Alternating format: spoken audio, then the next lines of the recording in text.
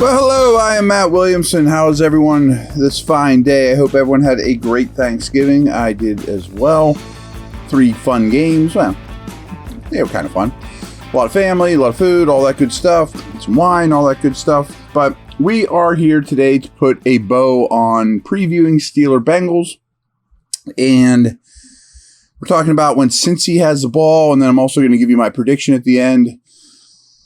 So, obviously, they're a difficult team to advance scout, especially when the Bengals have the ball. Joe Burrow isn't there. Okay, I mean, we know this. However, I had some good talks this week about, well, the Bengals just mimic what the Browns did. Get the ball out in 2 seconds. I mean, first read, get it out. Run, play defense. Maybe. But I would also think the Steelers will be quicker to adjust to such things and crowd the line of scrimmage more and flood those windows. And I do think Porter's going to travel with Chase, probably with some help. But frankly, just the nature of the Bengals coaching staff, Zach Taylor is slow to adapt, I would say. I would call him set in his ways, going back to his Rams McVay time of, we're going to play 11 personnel. That's what we do. And we're going to push the ball down the field. That's what we do. I kind of think they're going to play Bengals football. So that's just my hunch. We'll see. I don't have a strong feeling about that. So let's start going through all the numbers here, and I'll give a prediction. The Bengals average 4.8 yards per play. That's better than only 6 offenses. The Steelers give up 5.4 yards per play, better than only 7 defenses. But Pittsburgh's at 4.8 over the past 3 games. It's getting a lot better, especially on the ground. Only Washington throws the ball a higher percentage of the time than the Bengals, who drop back on 66% of their offensive snaps. Now, maybe that comes down. I mean, I can't imagine asking this quarterback to throw the ball as the foundation of your offense, but I don't think Cincy's going to have success running it either. They're an 11 personnel team, as I mentioned, just under 82% of their snaps. Only 2 teams use any personnel grouping of any kind more than the Bengals use 11. League average for 11 is 62%. So in turn, the Bengals use much less 12 personnel, 7.7%, compared to league average, which is just under 20. They're also in the shotgun more than any team in the league. Might we see more 12? Maybe, but their tight ends aren't great. I imagine Higgins, I don't know if he's playing or not, but that could be somewhat of a determining factor. It hasn't changed them. They still play a lot of 3 receiver. The Steelers are in their nickel package with 5 defensive backs on the field for just 37.5% of their snaps. Only 1 defense uses nickel less. Burrow played 27 snaps last Thursday in Baltimore before leaving the game, and he will miss the remainder of the season. He was replaced by Drake Browning, who completed 8 of 14 for 68 yards and a touchdown. He has just 1 other passing attempt in his career.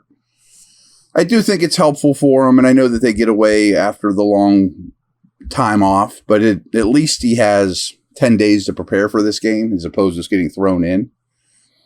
Their average depth of target is the lowest in the league, and their time to throw is the 3rd lowest. A lot of that was when Burrow was banged up, though, too. I mean, when he had the calf, the ball just came out.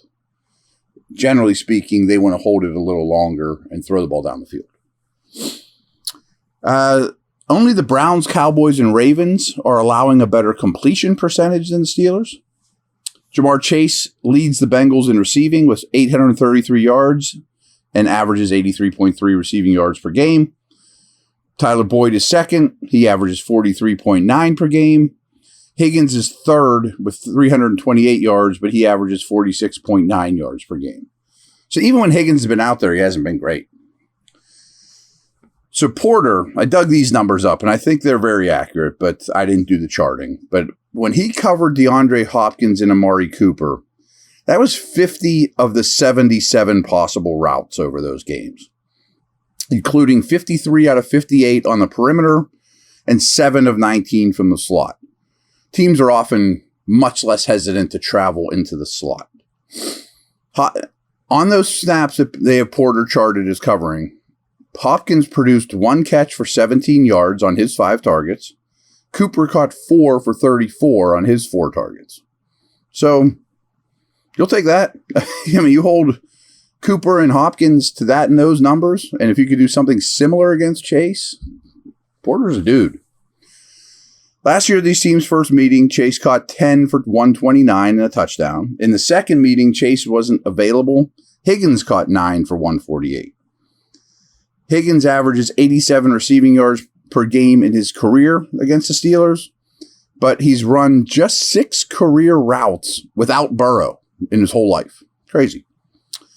But with T. Higgins inactive last week, Trenton Irwin played 58 of a 61 possible snaps. That's a name to know. He's probably going to be out there a lot again. The Bengals don't have a tight end on their roster with more than 175 receiving yards this season. 4 Bengals tight ends have played between 115 and 266 snaps. They're really searching at that position, as they have been forever. Also, the ball goes basically to receivers in this offense. They have a total of 2377 receiving yards, but only 555 of them have come from running backs and tight ends. That's a low percentage. Bengals quarterbacks were sacked 5 times last week. Alex Highsmith had 3.5 sacks against the Bengals last season, including 3 in one game. TJ Watt has an 11-game streak against AFC North foes in which he's recorded at least half a sack. Watt is second in the NFL in quarterback hits with 23. We'll take a break here and we'll talk about the run game and then prediction time. Give me a little bit of water.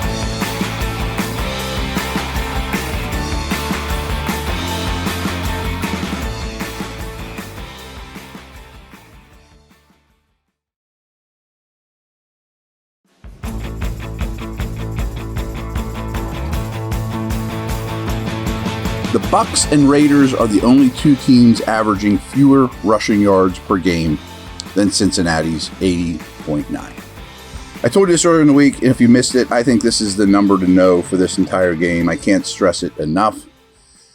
And let me scroll up here to find that. I'm sorry, not great radio here. There we go. Okay. The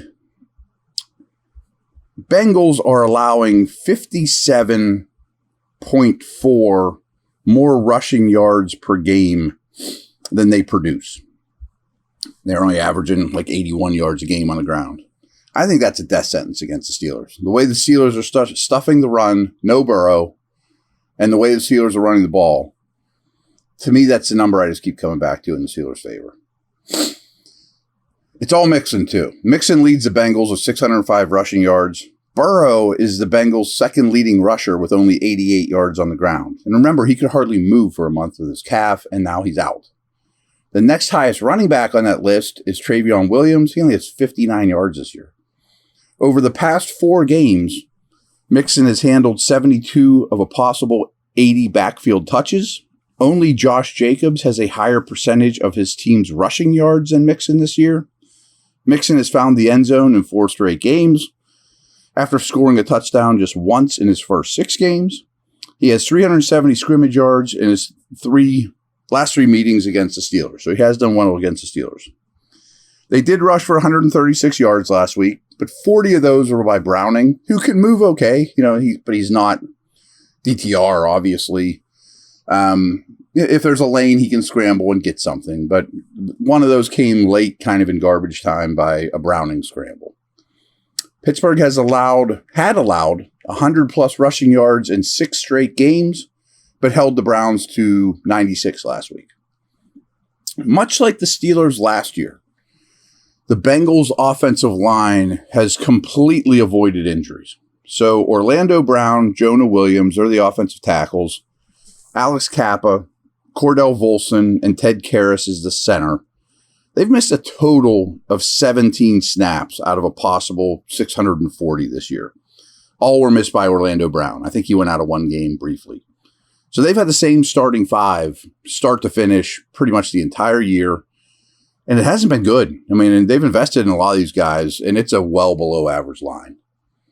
Last thing here, the Steelers are giving up just 7.4 points on average in the second half of games. Only the Niners and Bills are better. And over the last 3 games, they're only giving up 4 points per game in the second half of games. So a lot of people, Steelers never make halftime adjustments on either side of the ball, blah, blah, blah, blah. Well, no one's scoring on them lately in the second half and pretty much for the whole year.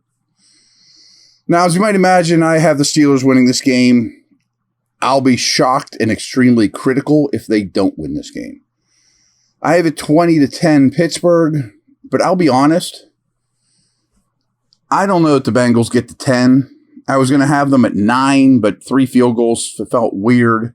I was going to have them at 7, but I think they do more than that. So I settled on 10 points. Steelers, maybe they eclipse 20. By no means do I think their offense is going to be fixed in a revelation and wow, this is something we've never seen before, but I can't wait to watch it, of course, post Matt Canada. I also think, again, I'm not trying to be a Canada apologist, but if Matt Canada were coaching this team too, I would still have the exact same score because I think the Steelers will run all over. And all in all, this defense has good players, Cincinnati, and it's a really good defensive coordinator. So I can't exactly put my finger on what the mess is within this defense, but they're bad versus the pass and terrible versus the run. And I don't see that changing overnight.